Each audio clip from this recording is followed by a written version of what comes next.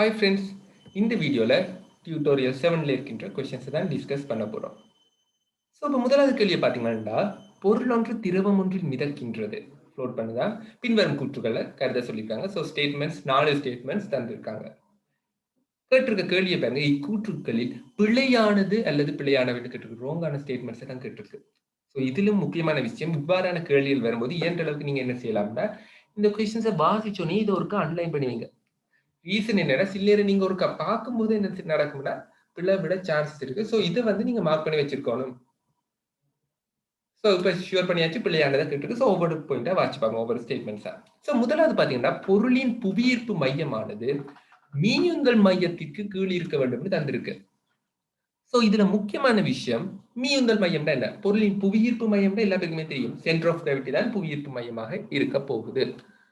So அப்படின்னா மீயுந்தல் மையம்னா என்ன? So தெரிஞ்சிருக்க முக்கியமான விஷயம், மீயுந்தல் மையம்னா மேலுதைப்பு தொழிற்படுகின்ற அந்த புள்ளியை தான் நாங்க என்ன சொல்லுவோம்னா மீயுந்தல் மையம். அதாவது அப்த்ரஸ்ட் எந்த பாயிண்ட்ல தொழிற்படுதோ அதைத்தான் நாங்க என்ன சொல்ல போறோம், மீயுந்தல் மையம். ஸோ இப்போ எங்களுக்கு தெரியும், சென்டர் ஆஃப் கிராவிட்டினா ஒரு பொருளோட வெயிட் எங்க தொழிற்படுகிறது, ஒரு பாயிண்ட்ல தொழிற்படும் நாங்க எடுத்திருக்கோம். அதுதான் நாங்க என்ன சொல்றோம், சென்டர் ஆஃப் கிராவிட்டி. அதே மாதிரி இந்த அப்த்ரஸ்ட், அதாவது மிதக்கும் போது அப்த்ரஸ்ட் இருக்க போது மேலுதைப்பு. ஸோ அப்படி மேலுதைப்பு தொழிற்படுகின்ற ஒரு புள்ளி இருக்கு தானே, அதைத்தான் நாங்க சொல்லுவோம் மீயுந்தல் மையம். ஸோ அது தொடர்பாக தான் கேட்டிருக்கு. பொருளின் புவியீர்ப்பு மையமானது மீயுந்தல் மையத்திற்கு கீழ் இருக்க வேண்டும், கீழே தான் இருக்கணும்னு சொல்லியிருக்காங்க. அது சரியா? ஸோ அதுக்கு என்ன செய்யலாம், நீங்க ஒரு ட்ரா பண்ணி பாருங்க. இப்ப பாருங்க, ஸோ இப்ப இவ்வாறா ஒரு பொருள், இப்படி ஒரு பொருளை எடுக்கணும்.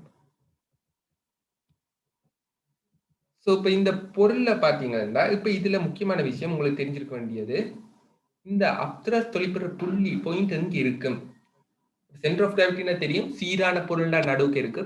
தச்சையில இங்க வெயிட் நான் கூட எடுத்தேன்னு என்ன நடக்கும், சென்டர் ஆஃப் கிராவிட்டி கீழே வரும். தச்சையில வெயிட் நான் மேல இருக்கிற மாதிரி போட்டேன்டா. இப்போ உதாரணமா ஒரு பொருளோட வெயிட் இந்த பக்கம் கூடவா இருக்கோ, அதாவது இந்த பகுதியில நான் கொஞ்சம் உருக்க நான் சேர்த்து விட்டேன், ஒரு மரம் இருக்குன்னு வைப்போம். ஸோ இந்த பக்கமா நான் கொஞ்சம் உருக்க சேர்த்து விட்டேன்டா, சென்டர் ஆஃப் கிராவிட்டி கீழ் நோக்கி வந்துடும். இதே அந்த ஸ்டீலை வந்து நான் மேல் நோக்கி நான் மேல சேர்த்து விட்டேன்டா, ஒரு மரம் இருக்குது, மரக்குற்றி ஒன்று இருக்கு, அந்த சென்டர் ஆஃப் அந்த ஸ்டீலை வந்து நான் மேல் நோக்கி சேர்த்து விட்டேன்னா இந்த சென்டர் ஆஃப் கிராவிட்டி மேல வரும். தச்சையில ஃபுல்லா ஒரு சீரான மரக்குற்றியா இருந்துச்சுன்னா சென்டர் ஆஃப் கிராவிட்டி நடுவுக்கு இருக்கு. இது பேசிக்கான கன்செப்ட்.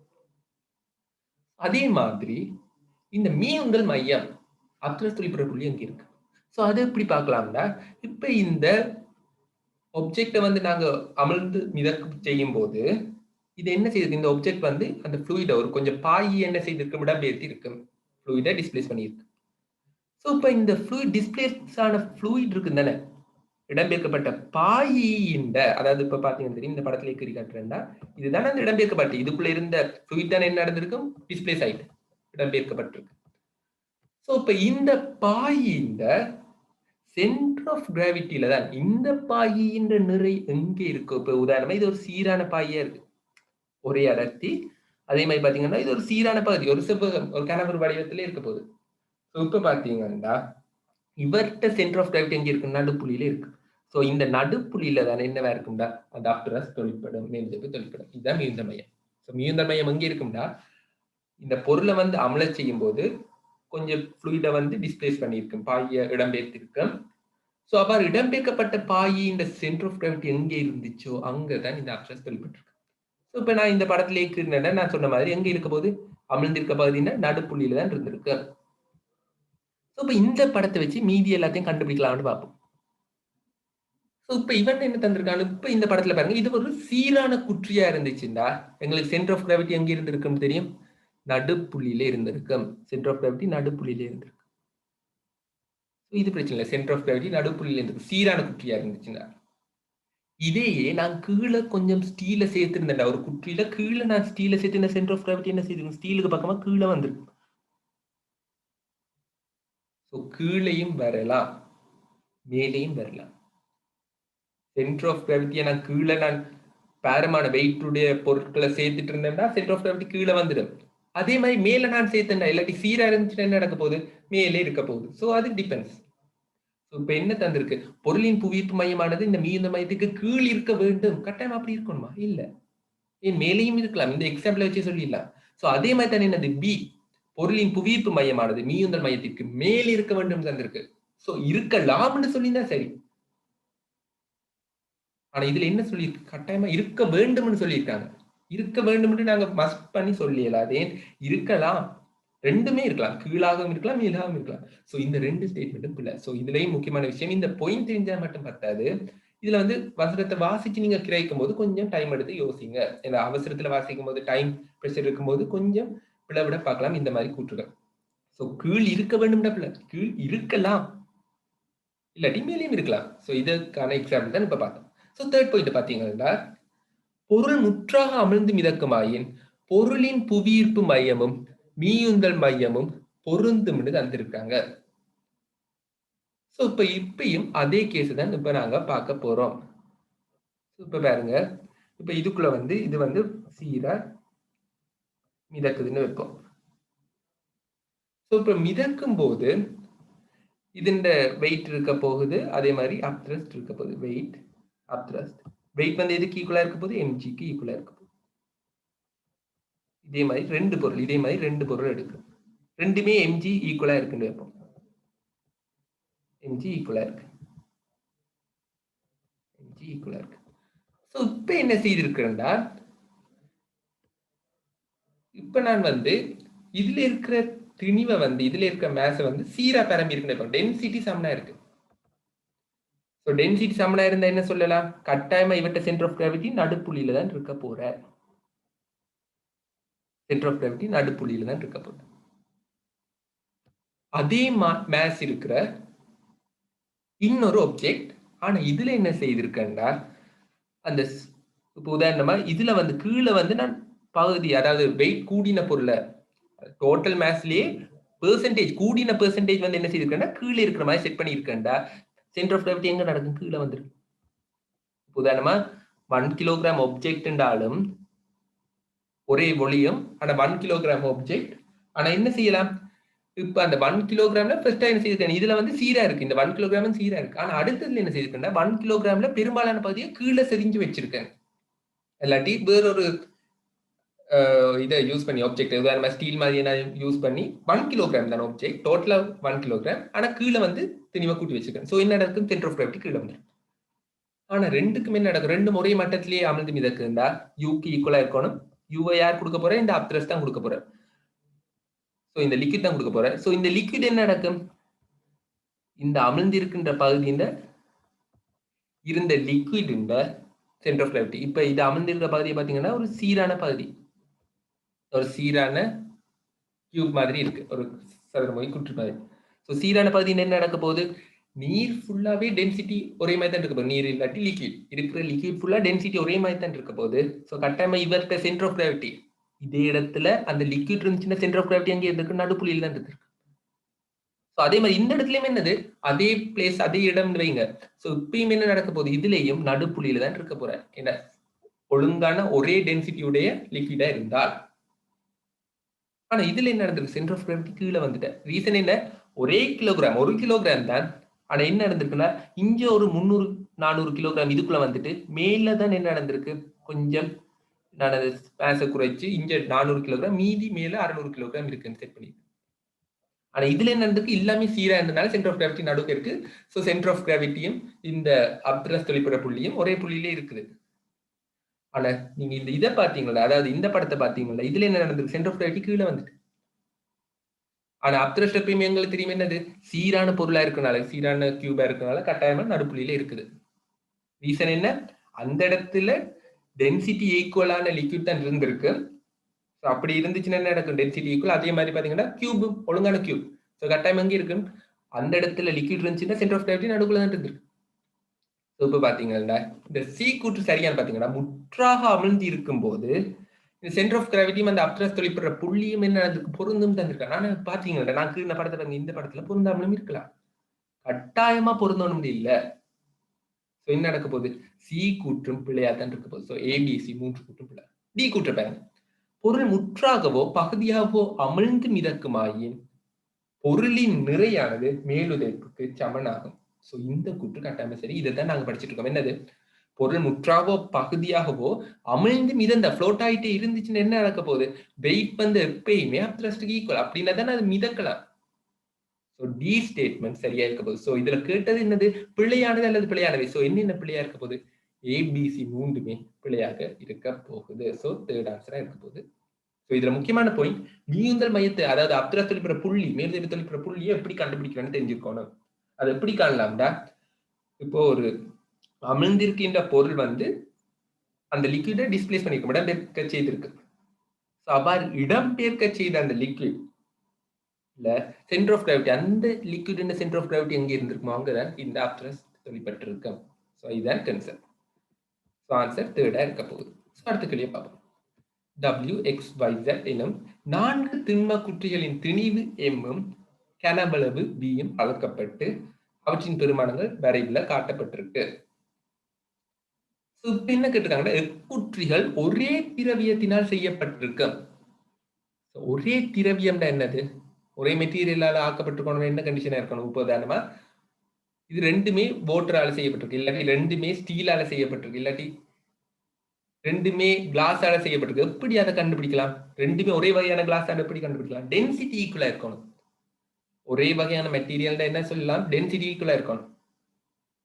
இல்லாட்டி நீங்க இதை வச்சே கண்டிருக்கலாம். என்னது? மேஸ் தந்திருக்கு, வால்யூம் தந்திருக்கு. ஸோ மேஸுக்கும் வால்யூமுக்கும் ஒரே ஒரு ரிலேஷன் உங்களுக்கு தெரிஞ்சது டென்சிட்டி. ஸோ டென்சிட்டி ஈக்குவலா இருக்கும்.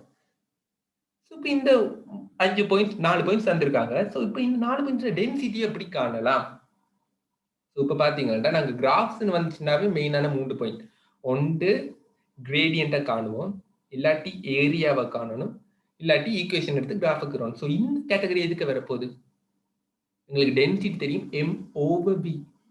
இந்த கிராஃப்ல பாருங்க, y over x, m over v, y over x. So y over x என்ன இருக்க போகுது? கிரேடியண்ட்டை பார்க்க போறோம். ஸோ கிரேடியன்ட் தான் என்ன தரப்போகுது? டென்சிட்டியை தரப்போகுது. டென்சிட்டி ஈக்குவலா இருக்கணும்னு என்ன சொல்லலாம்? கிரேடியன்ட் வந்து ஈக்குவலா இருக்கணும். இப்ப கிரேடியன்ட் ஈக்குவலான எப்படி காணலாம்? இப்ப நாங்க ஸ்லோப்பை கீறி பார்த்தோம்டா, அந்த கோட்டை கீறி பார்த்தோம்டா, நாங்க இது வந்து எவ்வாறு கிரேடியன்ட் வந்து ஈக்குவலா இருக்கா, ஸோ டென்சிட்டியும் ஈக்குவலா இருக்குன்றதா ஷுவர் பண்ணி கொள்ளலாம். இப்ப பாத்தீங்கன்னா இப்ப 0ல இருந்து எக்ஸ் இருக்கிறோம், இவ்வாறு இந்த கோடு வரும். ஸோ அதே மாதிரி என்ன செய்யலாம்? ஒவ்வொன்றையும் கீறி பார்ப்போம். இப்ப 0ல இருந்து டபிள்யூக்கு கீறி பார்க்கலாம். அதே மாதிரி மீதி இருக்கிறதுக்கும் கீறி பார்க்கலாம். ஸோ இப்ப பாத்தீங்கன்னா இதுல வந்து 2 கோட்டுக்கு என்ன நடந்திருக்கு? கிரேடியன்ட் ஈக்குவலா வந்திருக்கு. அந்த ஸ்லோப் 2 கோட்டுக்கும் உண்டா வந்திருக்கு. என்ன பாயிண்ட்டுக்கு? OXக்கும் OWக்கும் என்ன நடந்திருக்கு? ஒரே வகையான ஸ்லோப். ஸோ கட்டாயம் என்னவா இருக்க போகுது? Gradient equal. கிரேடியன்ட் ஈக்குவல் என்னது? டென்சிட்டி ஈக்குவலா இருக்க போகுது. ஸோ கேட்ட கேள்வி என்ன? ஒரே மெட்டீரியலால இது ஆக்கப்பட்டிருக்கலாம், டபிள்யூவும் எக்ஸ். ஸோ இதுலயும் கேட்கிறேன்டா, இந்த YZXW இதுல எந்தெந்த ஆப்ஜெக்ட்டுக்கு டென்சிட்டி கூட, எந்த மெட்டீரியலுக்கு டென்சிட்டி கூட என்னது? டென்சிட்டி கூடவே இருக்கணும்டா, உங்களுக்கு தெரியும் என்ன? கிரேடியன்ட் கூடவே இருக்கணும். படித்திறன் கூடவே இருக்கான்னு எப்படி பார்க்கலாம்? ஈஸியா பார்க்கறது, இந்த சாய்வை பார்க்கலாம். இந்த சாய்வை பாத்தீங்கன்னா ஒவ்வொரு 3 கோட்டினையும் ஸ்லோப்பை பாருங்க. ஸோ ஸ்லோப்பை பாத்தீங்கன்னா எதுக்கு ஸ்லோப் கூடவே இருக்குது? எதுக்கு சாய்வு கூடவே இருக்கு? சரிஞ்சு இருக்குது. இந்த 3 கூட்டுல OW கோடு தான் என்ன நடந்திருக்கு? சரிவு கூடவே இருக்கு. ஸோ கட்டாயம் என்ன சொல்லலாம்? OW சரிவு கூட இருக்கு. இப்படி இருக்கு. மீதி எல்லாமே சாய்வு குறைவு, ஸ்லோப் எல்லாம் குறைவு. ஸோ கட்டாயம் என்ன நடக்க போகுது? OW தான் என்ன நடந்திருக்கு? இதுல டென்சிட்டி கூடின பொருள் டபிள்யூவும் எக்ஸும், இந்த டபிள்யூவும் எக்ஸும் ஈக்குவலா இருக்கு. ஸோ இதுல கேட்டது என்னது? ஒரே மெட்டீரியலால் ஆக்கப்பட்டது. ஸோ என்ன ஆன்சர் இருக்க போகுது? டபிள்யூவும் எக்ஸுமா இருக்க போகுது. ஸோ இது கிராஃப் தொடர்பான கேள்வினா நீங்க இப்படி இந்த ஸ்டெப்ஸை நீங்க யூஸ் பண்ணி கொள்ளலாம். ஸோ அடுத்த கேள்வியை பார்ப்போம். படத்தில் காட்டப்பட்டுள்ளவாறு ஒரு பந்து உராய்வற்ற கிடைநிலத்தின் வழியையும் பின் ஒரு சாய்தளம் வழியையும் நகர்கின்றதா? இருந்து கியூவிற்கு பயணிக்கையில் பந்தின் கதி எவ்வாறு நேரத்தோட மாறுதுன்றதை கேட்டிருக்காங்க. ஸோ இப்போ உங்களுக்கு தெரிஞ்சிருக்கும் என்னது? இந்த சர்ஃபேஸ் வந்து ஸ்மூத்தான சர்ஃபேஸ் தந்திருக்காங்க. ஸோ ஃபர்ஸ்ட் டைம் நடக்குது, உராய்வில்லைன்னு தந்திருக்காங்க. ஸோ ஸ்மூத்தா இருக்க போகுது. ஸோ ஸ்மூத் சர்ஃபேஸ்ல போயிட்டு பிறகு நடக்குது, கீழ் நோக்கி வழுக்க போகுது, கீழ் நோக்கி விழப்போகுது. ஒரு ஸ்மூத்தான சர்ஃபேஸ்னா நான் ஒரு வெலோசிட்டியை கொடுத்துட்டேன், ஒரு வேகத்தை கொடுத்தேன்டா, கட்டாயமா என்ன நடக்க போகுது? அதுல எந்த விதமான ரிசல்டன்ட் ஃபோர்ஸும் இருக்காது, விளைவு விசை இருக்காது. ஏன்? ஃப்ரிக்ஷன் இல்லை, நானும் ஒரு ஃபோர்ஸும் கொடுக்கல. ஸோ என்ன நடக்க போகுது? எந்த வித ஃபோர்ஸும் இல்ல. ஸோ இப்ப எந்த வித ஃபோர்ஸும் இல்லாட்டி என்ன நடக்கும்? நான் என்ன ஸ்பீட குடுத்தனோ, அதே ஸ்பீட்ல போயிட்டு இருக்க போகுது. ஸோ என்ன நடக்க போகுது? ஒரு நேர்கோடு தான் வரப்போகுது. அத வச்சு சொல்லலாம். என்னென்ன ஆன்சர் சரி வரலாம்? இந்த ஃபர்ஸ்ட் வரலாம், இல்லாட்டி ஃபோர்த் வரலாம். ஏன்னா மீதி எல்லாம் என்ன நடந்திருக்கு?